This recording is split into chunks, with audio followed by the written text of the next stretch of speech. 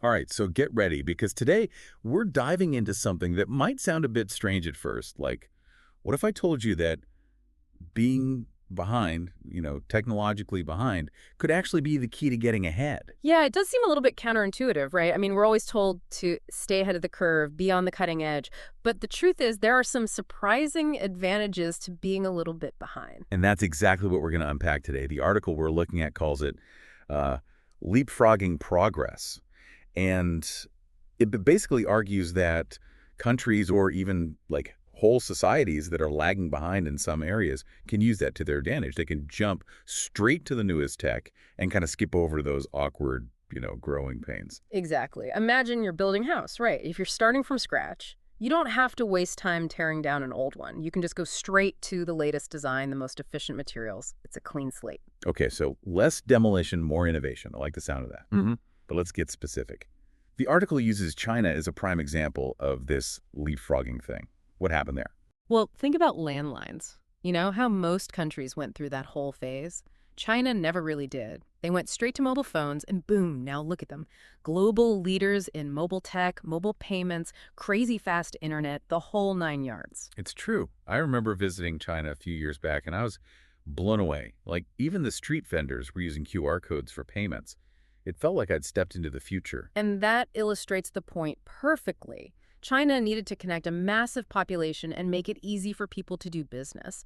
Mobile tech wasn't just like a cool gadget for them, it was essential. And because they didn't have all those old systems in place, they were free to fully embrace the newer, better solution. Like, they skipped a whole chapter in the textbook and just wrote their own.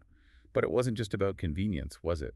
Not at all. This leapfrogging had a huge impact on their economy. It drove innovation, attracted investment, and basically launched them to the forefront of the global tech scene. So we've seen it in action, but why does it work?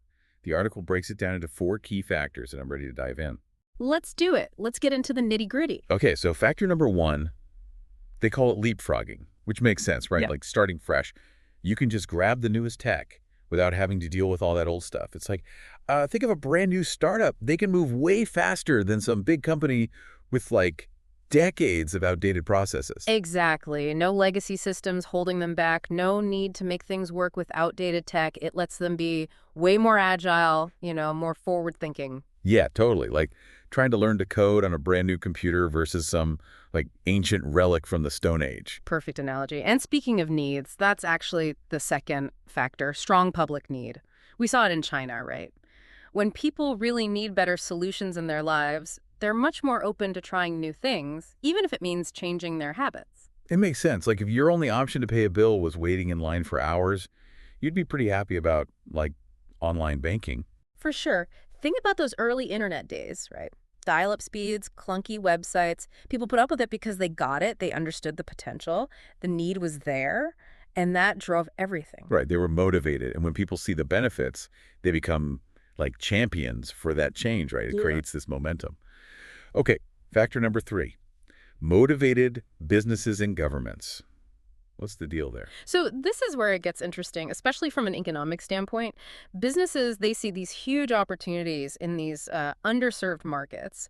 And governments, they love the idea of supporting technologies that can put them on the map, globally speaking. Win-win, right? For sure, because Yeah. bringing in those tech companies, pushing for innovation, that all leads to economic growth, new jobs, everything. It's investing in the future, not just playing catch up. Exactly. And that proactive approach, that's often what separates the countries that actually make that leap successfully. Okay, last but not least, inertia of the leaders. Now, this one seems a little ironic, like you claw your way to the top and then what? It's classic, if it ain't broke, don't fix it, thinking.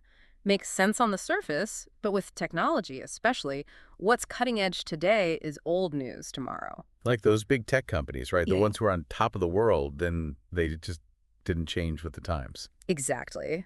Incumbent inertia, they call it. These established players get so comfy with their success that they resist change, even when it means they might end up falling behind. So busy looking backward at their wins that they don't see the future coming up behind them. And by the time they realize it, it might be too late. The disruptors, they've already taken over. Makes you think, right? Can't rest on your laurels no matter how far ahead you think you are. Eh. Okay, so we've talked about how being behind can actually be this springboard, but let's be real. It's got to be more complicated than that, right? There's got to be some downside, some bumps in the road on this leapfrogging journey. Oh, absolutely. It's not as easy as snapping your fingers and suddenly you're a tech utopia. It takes planning, investment, and let's be honest, a little bit of luck. So let's talk about those bumps. Hit me with the challenges. What are some of the biggest ones that, you know, countries or societies face when they're trying to make this leap? One of the biggest is what they call the infrastructure gap.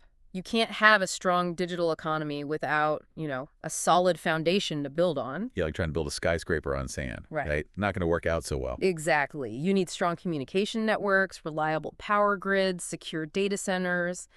Think of China investing all that money in 5G, right? That didn't just happen overnight. It took a ton of resources and planning to build all that from scratch. Sounds like a massive project. It's not just about having the latest gadgets. It's about having the whole system to support them. So infrastructure is a biggie. What else? The knowledge and skills gap. You can't just bring in new technology and expect it to work miracles. You need people who know how to use it, engineers, technicians, entrepreneurs who can implement it, fix it, and build on it. It's like having a fancy kitchen, but not knowing how to boil water. Exactly. The tools are great, but you got to know what to do with them. And that's where education and training becomes so important. The countries that really invest in their workforce, those are the ones that will succeed with leapfrogging. It's about making sure people aren't just using the technology, but that they understand it, can build on it, right? Yeah. Okay, so we've got the infrastructure, we've got the skills. What else? Societal adaptation. And this one is often overlooked. It's not just about teaching someone how to use a new gadget. It's about creating a culture that embraces change, adapts to new ways of living and working. Right, because technology changes everything, doesn't it? So how do you get a whole society on board with that? It's multifaceted, right? Education's part of it, but you've also got to have digital literacy. You got to build trust in those new technologies, and you've got to make sure everyone benefits, not just a select few. So you're bringing society along for the ride, making sure everyone's included. That sounds like a huge cultural shift. It is a huge shift, and it takes careful planning and constant communication, but when it's done right, it leads to a much more inclusive, more equitable digital future for everyone. So we've got infrastructure, skills, societal adaptation. Anything else we should add to that list of leapfrogging challenges? One more. The role of government. The article makes it clear that supportive government policies are key. They create the environment where all this can happen. So it's not just about spending money. It's about having a vision for how technology fits in, Yeah. and then actually creating policies that back that up. Think of it like creating the right conditions for a plant to grow, right? The right soil, the right nutrients, the right amount of light. And maybe a little pruning here and there. Exactly. Government policies can guide things, incentivize investment, make sure there's competition, and ensure everyone benefits from those advancements. Sounds like a delicate balancing act, right? Pushing for progress while making sure it's good for everyone. It is a balancing act, and the article actually compares China with their more proactive approach to India, where things have moved a bit slower. Shows how policies can either help or hurt when it comes to tech. Yeah, it's a good reminder that technology doesn't exist in a bubble. Our choices, our policies, our priorities, those all shape how it plays out.